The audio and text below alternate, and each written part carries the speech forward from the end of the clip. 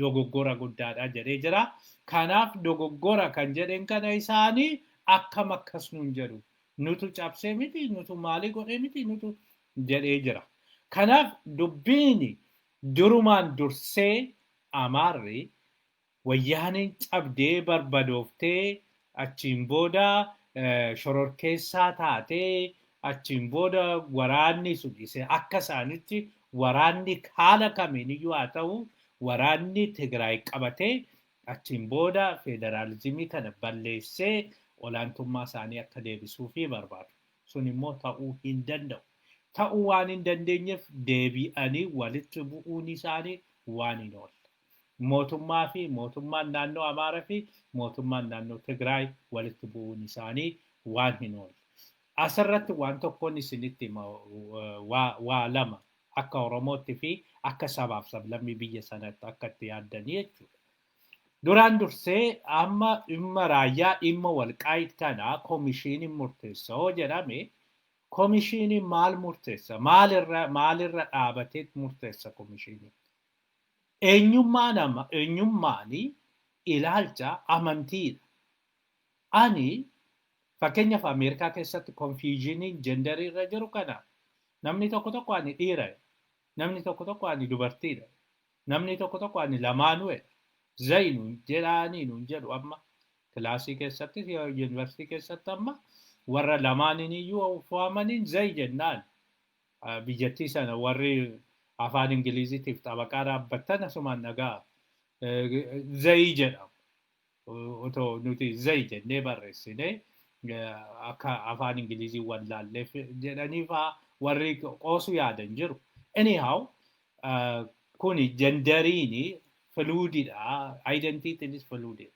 Identitiin eenyummaan sarkamistaansii garaagaraa keessatti baha.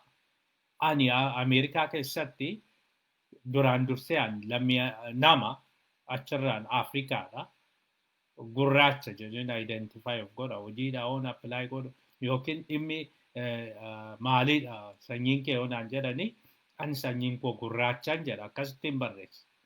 Biyyattii keessa waraqaa eenyummaa irratti akkamitti barreeffama waan akkasii jedhu biyya kanatti waraqaa eenyummaa irratti barreeffama. Ameerikaatti uummanni Amaaraa kuni gaafa bilaak jedhanii isaan barreessan waraqaa eenyummaa irratti kuni sanyummaadha dhaabaan jenneen yookiin hin mormin hin dubban. Sanyummaa miti an gurraachummaa kootti hin qaana'u. An Oromoodha. Oromummaa kootti hin qaana'u. Oromummaan eenyummaa kooti. Oromummaa sanaan ala immoo eenyummaa garaagaraan qaba. Fakkeenyaaf haayiskuulii bakka itti baradheen qaba. Bakka itti guddadheen qaba. Yuunivarsiitii bakka itti baradheen qaba. Yuunivarsiitii bakka itti barsiiseen qaba. Kun hunduu anaaf yoo gaafa Amboo waaman Amboon himadha. Gaafa Boqojjii waaman Boqojjiin himadha. Gaafa Arsii waaman Arsiin himadha. Gaafa Finfinnees waaman Finfinneen himadha. Hunduma caala immoo Oromummaan himadha. Gaafa Oromoo waamanii jechuudha. Kun hunduu eenyummaa kooti. Dhiiraa, gurraacha, Oromoodhaa, Yuunivarsiitii Finfinneetti baradhee, Amboon barsiisaa ture, Boqojjiitti dhaladhe. Kun hunduu eenyummaa kootadha. So, kana waan ta'eef namni tokko lafaa dhufee ati Boqojjiitti hin dhalanne Asallaatti dhalatte yoo naan jedhe koomishiiniin tokko akkamittan fudhadha nama kana.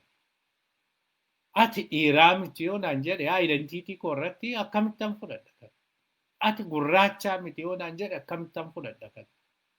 Koomishiiniin tokko akkamitti walqaayit kan Amaaraati yookiin walqaayit kan Tigraay jechuu danda'a. Maal jechuudha? Akkamitti murteessu? Egaa amantaadha. Iddoo akkasiitti iddoo baay'eetti kan godhamaa ture waa'een identiitii gaafa ka'u uummanni maal jedhaa? Uummanni maal jedhu? Mana walqaayit bira deemanii gaafatanii ture. Kuni Biyaadeenii fi wayyaanee kan wal nyaachisaa ture tokko bara Adwaawii isaan isa kanaa. Warri wayyaanee abbuttiin ummannaa murteessu jedhan. Walqaayit irratti ummannaa murteessu. Walqaayit irratti ummannaa murteessu gaafa jedhanii gaafiin ka'e tokko ummata Tigreetu baay'inaan achi jiraata. Kanaafi Tigreen baay'inaan waan jiraatu nuti Tigraay jedhanii Tigraayitti cituu jedhanii hin ta'u kuni jedhan. Yeroo dheeraadhaaf uummanni Tigraay waan achi jiraateef jechuudha.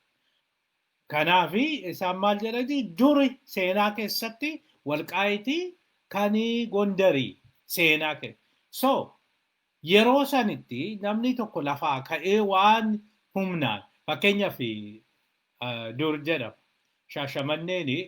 Shaashamannee uummanni naannoo Shaashamannee naannoo Baatuu Nageellee Arsii uummanni naannoo kana jiraatu uummata Arsiiti.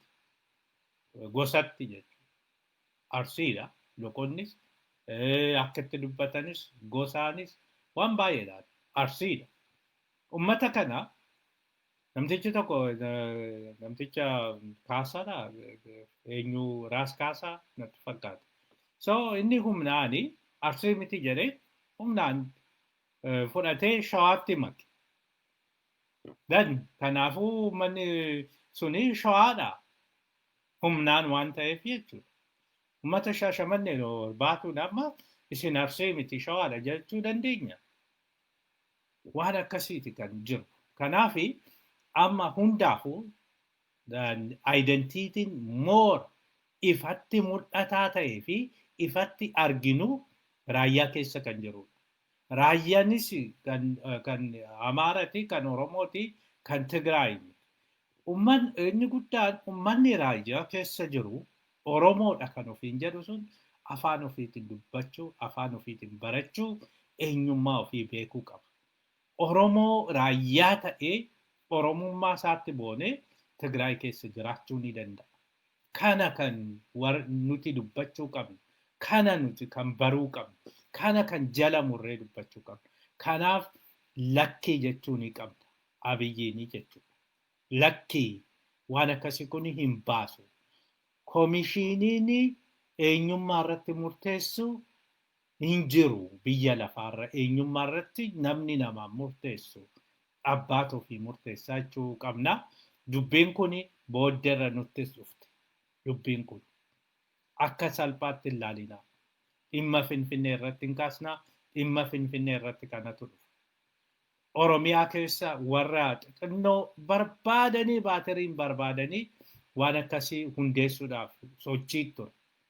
Fakkeenyaa fi warra Zayii jedhanii Zuwaayii keessa warra jiran tokko. Finfinnee nurraa fudhachuudhaaf jedhanii warra Warjii jedhamu tokko. Finfinneen kan Warjiitii jechuu ta'aniiti baatiriidhaan barbaadanii dhabanii jennaani lafa hanqaaqanii kaasanii bararaa jedhan. Waggaa dur bara tokko seenaa keessatti nugusni keenyaas dhufee chikaalii dhaabatee ture. Xiribbaa dhaabatee waan deemeef Finfinneen kan keenya sanaadha kileemiin jiru. Walqaayitis dur mootin keenya dhufee as qubatee waan deemeef guyyaa lama waan as buleef kanaafuu kan keenya waan akkasiiti kan deemamaa jiru. Kanaaf warri keessattuyyuu bilchiginnaa keessa jirtan kuni boruu uummata isinitti kaasee uummanni akkasii nyaatu gochuudhaaf deema. Lammaffaa har'aa manni marii federaalaa waan tokko murteessee jira. Waan murteesse sana seera isaa hin baane hin arganne. Garuu seerichi dura nan beekaa ture. Seericha san dur baay'ee mormaan ture. Seerri kun maal jedhaa? Seera beezikaalii ija gaariidhaan yoo laallee jenne konstituushinichi biyyattii waan dhabee fi otoo jiraatee gaariidha. Waliigalteedhanii jechuudha. Waliigalteen jiraatee waliigalteen sabaaf sablammii mootummaalee jiraatee sanarratti yoo kana jedhanii hin barbaachisa. Amma maal fidanii IGS intergovernmental IGR jedhama. Intergovernmental relationship jedhaniiti seera tokko baasaa jiru. Intergovernmental relationshipin mootummaadhaa fi gahee kennaa ture sila akka seeratti. Mootummaadhaa gahee kenneeti mootummaan federaalaa fi mootummaan federaalatii fi mootummaan naannoo akkamitti communicate godhu.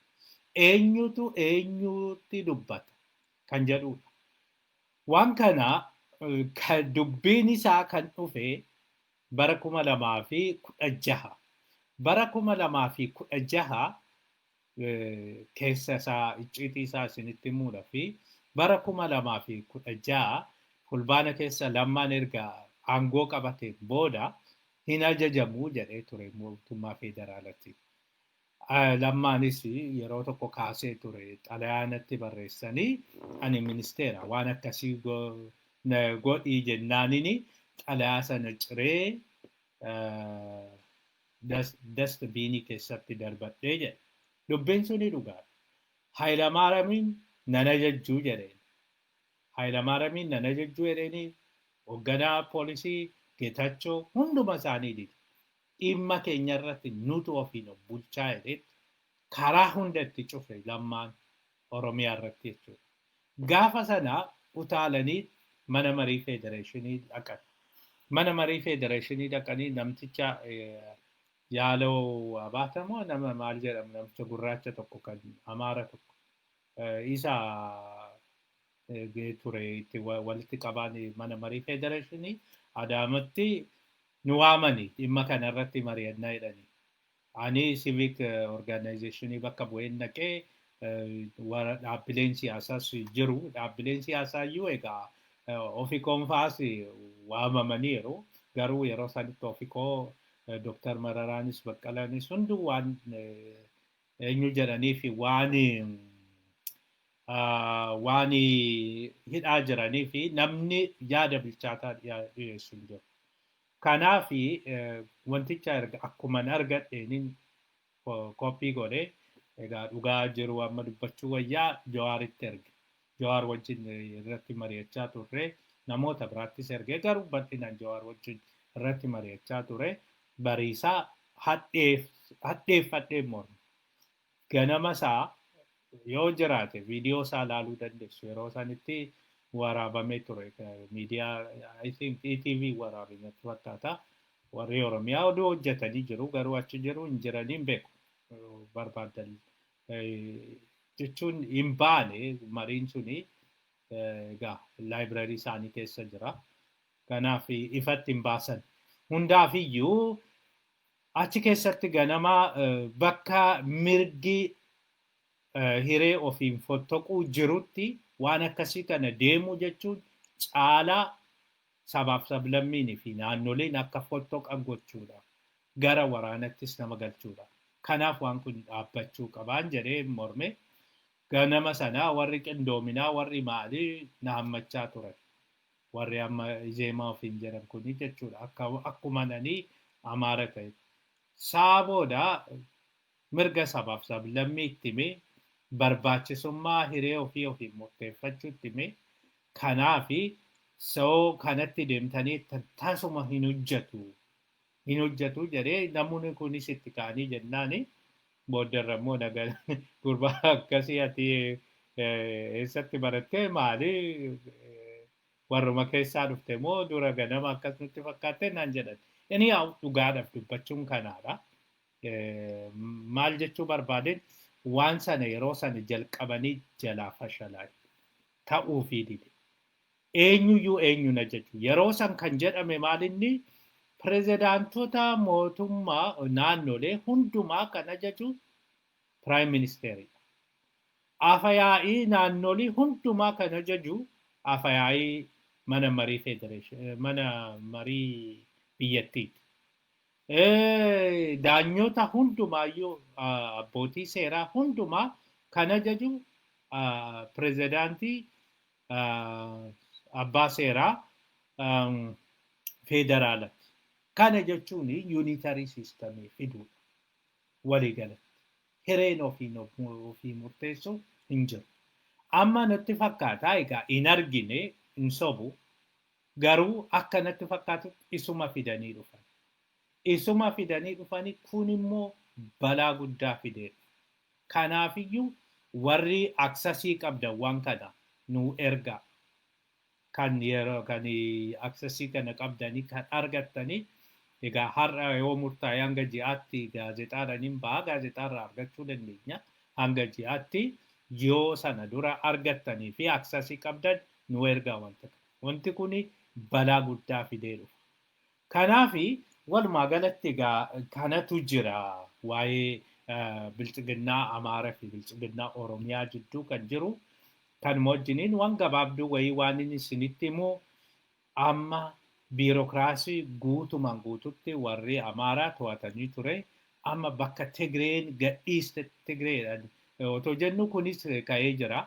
Rooyitersiin kanas kaaseera. Maaliif uummata Tigraay dhalataadhuma Tigraay gatii ta'eef qofa meeshaa irraa hiiktu iddoo garaagaraatii immoo biiroo keessaa hojiirraa ari'aa turtanii jennaani. Shakkiitu jira waan wal shakkanii fi namoonni baay'een wal shakkanii fi jedhee deebiseera. Reediwaan waan gaariin jaaladheef hamma tokko hin jiru jechuurraa dhugaatti dhiyaate dhugaas ta'uu baatu sobas ta'uu hamma tokko justify gochuudha yaadee jira. Justificationidhaaf yaadee jira. Ganuurraa waan akkasiin jiru jechuudha. Kanaafi amma diinagdees akkasuma to'achaa jiru. Invisibiliidha nutti mul'atu. Maaliif yoo Oromoon suuqii tokko banu Oromoon suuqii sana banee jedhu Finfinnee keessatti markaatos haa ta'u anywhere. Maaliif Oromoo muraasa jira afaan Oromoo dubbatan Oromoos miniyyaa warruu no'e afaan Amaaraa gaafa dubbatte sa'u miniyyaa warraa no'e afaan Amaaraa dubbachuun sa'u nama godha afaan Oromoo dubbachuun immoo Oromoo nama godha. Kanaafi suuqii tokko Oromoon gaafa banate viizabiliidha sun. Viizabiliidha in taargeet godhu isa sana dafanii achi keessaa. Haala kanaanii nutti mul'atu invisibiliidha garuu waliigalatti ekspoortii impoortii dura Tigreen qabatte ammatti duulaa jiru. Amma qabachaa jiru akka jiranii lafa du'aaf weeraraa jiru. Namni tokko dhiyoo kana namni beekamaa wayii namni waagasii irraa eegne jechuudha. Ani kan na dhibee Amaarri kun biyya nuti ijaare hundeen biyya kanaa nuyi jedhanii biyya kan keenya jedhan kana akkasitti weeraruun kun dhuguma jarri kun lammii biyyattiiti akkan jedhu na godhe akkasii yaadaa jira. Namni biyya ofii akkamitti akkasitti saamaa? Namni biyya ofii akkamitti akkasitti ifatti duraan bar dhoksaadha amma ifatti akkasitti saamuu naan jedhu. Meeshaa jechuun lafa garagaraa maqaa garagaraa. Qabeenya duraanii kan abbutti kan isaan garagaraatiin dhaabbilee garagaraatiin horatan hunda gara ofiitti jijjiirachuun. Baankii keessa akkasitti. Kanaafi yaa Oromoo dhaabannee ilaaluu hin qabnu wanta kana. Biyyi kun yoo kan hunda keenyaa taate waan kana dhaabsisuu qaba. Wanti kun boru badii guddaa nutti fidee dhufa. Uummata keenyattis hunda keenyatti iyyuu badii guddaa nutti fidee dhufa. Kanaaf odeeffannoo kana kan isin hin geenyu. Egaa gara biraatiin egaa kan reediwaan naa dhumuu dide ishee dhumaan isinitti himaa kan reediwaan dargii galateef jechuun dargii uummanni Tigraay fi Abbuttiin dargii balleessuu keessatti qabsoo guddaa godhee jira. Kana hin dagannu kana dagatamuus hin qabu baduus hin qabu jedhee jira. Kuni egaa ilaalchi kuni aga ammayyuu ilaalchi sabaaf sablammummaa kun ilaalchi federaalummaa federaalizimii sabdanummaa inni kuni hamma tokko numa jira aga jedhu akka abdii wayii nutti horee jira. Abiyyi gara faallaa sanaa ta'us gara biraatiin immoo warri kanan feene immoo baay'ee jiru. Walitti bu'iinsi jara kana jidduu yoom akka eegaluu eegaa jirra. Walitti bu'iinsa hin feenu nuti waraana hin feenu. Eenyu wajjiniin iyyuu waraana hin feenu. Waraanni akka jiraatu hin barbaannu. Walitti bu'iinsa yaadaa oo jiraate isa hin deeggarra. Hin jajjabeessina. Yaada walitti bu'aa keessaa waan gaariin baha waan ta'eef garuu akkuma dura dubbachaa turre Abiyyii fi Wayyaanee wal waraanuun oolan akkuma inni Wayyaanee fi Abiyyi wal waraananii ammas walitti bu'iinsi humnaa yookiin wal waraansi bilchiginnaa Oromiyaa yookiin bilchiginnaa warra kaanii fi bilchiginnaa Amaaraa wajjiniin waan hafuuf fakkaatu. Ammumarraa garaagarummaa fi waldiddaan hammaachaa deemaa jira. Egaa ibiddi namaa fi qabsiisanis yeroo tokko tokko namatti deebiti. Ibidda inni guddaan duruma qabsiisuu dhiisudha. Eessattiyyuu otoo ta'e qabsiisuu dhiisudha. Egaa kana erga jenneen booda gara mana marii Ameerikaatti deemna. Manni marii Ameerikaa har'aa marii geggeessee jira. Marii har'a geggeesse kanaani namoota garaagaraa haasofsiisee jira. Namoota kanaa biyyaa yookiin lammiilee Itoophiyaa kan ta'ani lama kan affeere. Isaan keessaa takka aadde Tsadaalee Lammaati. Tsadaalee Lammaa Oromoodha. Tsadaalee Lammaa Gammachuu dhalattuu Arsii Boqojjiiti. Akkasumas nama biraa nama Yoosef jedhamu Yoosef Mulugeetaa Bu'aansaa maqaa akaakayyuu isaan dogoggoree dhiifama. Isa affeeranii jiru. Namni kun dhalootaan lammiin isaa Guraageedha. Namni kun biyya bakka bu'ee otoo hin ta'in Freedom House'itu dhiyeesse. Freedom House'iin dhiyeesse achirratti yaada dhiyeesse. Haala kanaan egaa Ameerikaa keessaa hayyoonni lama dubartoonni lama dhimma Itoophiyaa sana irratti warri beekumsa qaban isaanis witnessii dhiyeessanii witnessii jechuun ragaa ba'anii dhugaa ba'anii jarri kuni kanaafiyyuu wabiidha. Wabii mootummaan Ameerikaa waamateedha. Mee maal akka jedhanii asirraan isin dhageessisaa kuni Smiizii.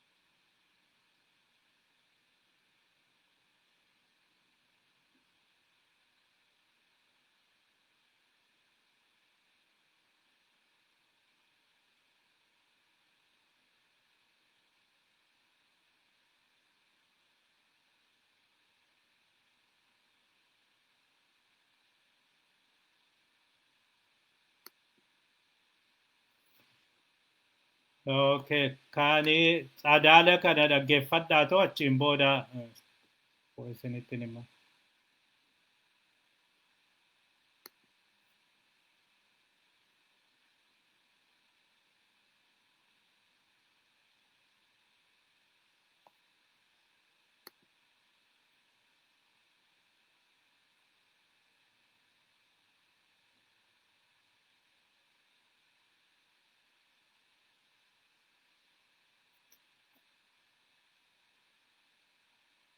Akka Tsadaaleen jettutti egaa waa sadi kaasteerti.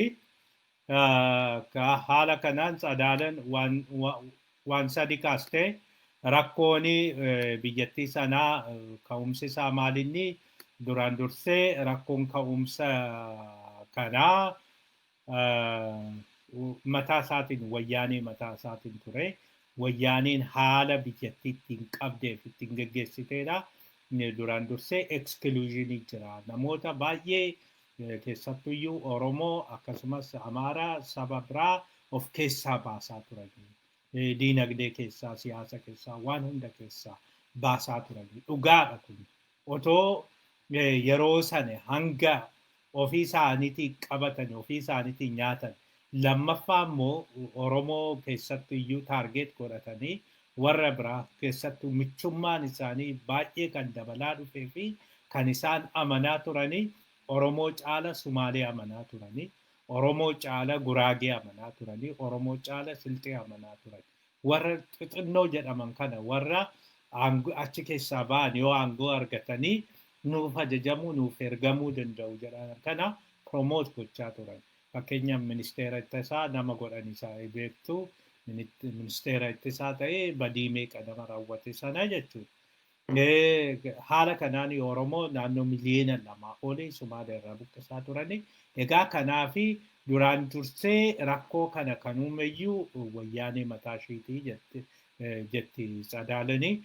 Rakkoon inni lammaffaan jette. Rakkoon inni lammaffaan haala ittiin tiraanzishiniin maaneej ta'e. Abiyyi tiraanzishinii kana maaneej godhi jenneetti kennine. Kana Jawaaris dheengadda mana hidhaatii kan barreesse kana wal fakkaataa. Maaneej haala ittiin ta'e tiraanzishiniin kun rakkoo guddaa uumee jira. Rakkoo guddaa waan uumeef rakkoon kun achi keessaa maddaa jettee jirti.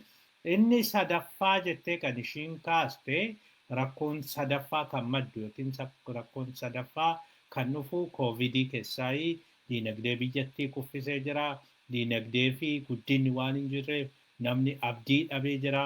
Abdii kanarraa firaastireeshiniin baay'atee firaastireeshiniin mataa isaatiin bileemii fidee iddoo hundumatti iyyuu wayyaanii kana godhaa, abaa'oo shanii kana godhaa, kana kanaan yeroo hundumaayyuu nama biraa waan badii uumame hundumaa badii sanallee ofii isaaniitti uumame. Beenishaangul keessatti namoota ofii isaanii ajjeesisaniifaa gurraa fardaatti rakkoo uummata naannoo isaaniitii fi iddoo biraatti dhufe jidduutti ta'e sana nama biraa abaa'ootu kana godhe wayyaanee kana godhe jechuun bileemitti deemanii gara waraanatti galanidha. Walumaa galatti yoo cuunfinee jennu manni marii Ameerikaa maal irratti walii gale? Riizoluushinii yeroo dhiyootti hin baasu implikeeshiniin isaa maalidha? Maal godhaa nuun jettuu jedhanii gaafatanii ture isaaniyyuu. Ameerikaa maal gochuu dandeessi jedhanii. Warri baay'een dhaggeeffattanii jirtu yoo dhaggeeffachuu baattan karaa simbirtuu miidiyaa jalaa argachuu dandeessu. Feesbuukii koo jalaas argachuu dandeessu. Ollaarraas argachuu dandeessu. Miidiyaan Oromoos baay'een isaanii dabarsaa turani achirraas argachuu dandeessu. In short maal jedhee manni kuni marii isaa keessatti warri hidhame hatattamaan haa hiikamu. Namni kamiyyuu hidhamaan siyaasaa hundumtuyyuu haa hiikamu gaafatan. Lammaffaa naashinaal daayiloogiin akka jalqabamu. Mariin haasaan akka jalqabamu. Ilaaf ilaameen nuti jenne sun akka jalqabamu. Isa kan gaafatan. Sana keessatti ilaaf ilaamee araarri abbuttii fi abiyyi qofti rakkoo biyya sanaa hin hiiku. Inni ka'umsadha malee hin hiiku. Kan hiikuu danda'u hundumtu iyyuu warratti hirmaate. Hundi isaa abaa'oo dabalatee, bilchiginnaa dabalatee, abbuttii dabalatee, ofikoo dabalatee, dhaabni siyaasaa jira jedhame hundi irratti hirmaatee dhumni isaa waliigala waan biraa otoo hin ta'in transitional governmentii ta'u isaaf deema. Haala abiyyi amma deemaa jiru kanaan filannoodhaan keessaa ba'aa injifadhee jira. Hundumaa dhiiteen hundumaayyuu garagarcheen bulchaa inni suni hin hojjetu. Tasumaayyuu hin hojjetu.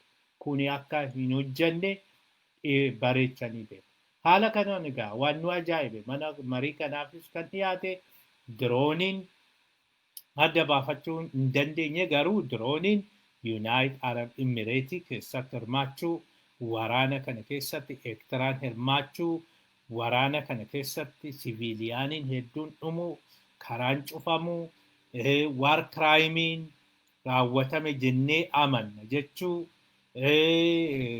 hunduma caalaa ibsaan baduu telekominikeeshiniin baduu bilbilli jechuudha. Kuni hundi sirriitti gadi fageenyaan ka'e. Nu ajaa'ibe. Egaa hin hordofuu waan kanaa. Waanuma nuti Facebook irratti babarreessine achiin booda numa biratti hafu jennee yaadne ture. Garuu sanaa ol deemee jira. Kunooti riikardi ta'ee jira. Ragaadhaan taa'ee jira. Mana marii Ameerikaa keessa jechuudha. Fuulduratti warri yakka hojjete hunduu eessatti iyyuu jalaa ba'uu hin danda'an. Yakka abbaa fee haa ta'u yakka kan abbaa fee wayyaanis haa ta'u abiyyis haa ta'u bilchiginnaas haa ta'u eenyuyyuu yakka hojjetame kana jalaa hin ba'u jechuudha. Kanaaf riikardi ta'ee taa'eera. Kanaafi ammallee taanaan of eeggannoon deemuu kan isin barbaachisu. Yoo yakka keessa jirtan ta'e nan beekanii abaluun na ajajee nama hin baasu. Gaafa seera fuulduratti dhaabatte abaluun na ajajee waan jedhamu hin jiru. Gocha kana otoo beektuu otoo beekatii otoo diduu dandeessuu raawwattee jechuudhaan tarkaanfii isin irratti fudhata. Kanaaf deemama. Egaa manni marii Ameerikaa kana kan inni har'a mari'ate. Gara dhumaatti deemnaa oduun keenya dhumaa naannoo Oromiyaa keessaa naannoo Kuyyuutti waraanni akka jiru dhageenyee jirra. Waraana kanaanis walitti bu'iinsi guddaan poolisii Oromiyaa fi waraana waboo wajjin walitti bu'iinsi guddaan akka ture dhageenye. Namni hagamii akka du'e wanti dhageenyu yookiin wanti qulqulleeffanne hin jiru. Oduu kana akkuma qulqulleeffanneen isinitti himna. Akkuma of eeggannootti akkuma odeeffannootti isinitti himna. Egaa kana caalaa yeroo isinirraa fudhadhu waan nu dhaggeeffattaniif galatoomaa. Yeroo hundumaayyuu filannoon keessan simbirtuu miidiyaa haa ta'u. Yoo kitaaba feetan, yoo buna feetan, yoo akaayii feetan immoo African Light Book and the Coffee Shop kan Oromooti kan ittiin boonyu. Otoo jennuu African Light Book and the Coffee Shop kitaaba obboleettii keenya Beetaliyeem Tasfaayee Ameerikaatti maxxansuu isaatiin itti boonna. Maxxansaata gara sadarkaa maxxansaattis pablishariittis ol guddachuu keenyan baay'ee gammannaa. Kitaaba isheettis egaa nu biraa hin argattu. Kanuma wajjiniin egaa kunooti weebsaayitiin keenya African Light Book and Coffee Shop.com kana kuno.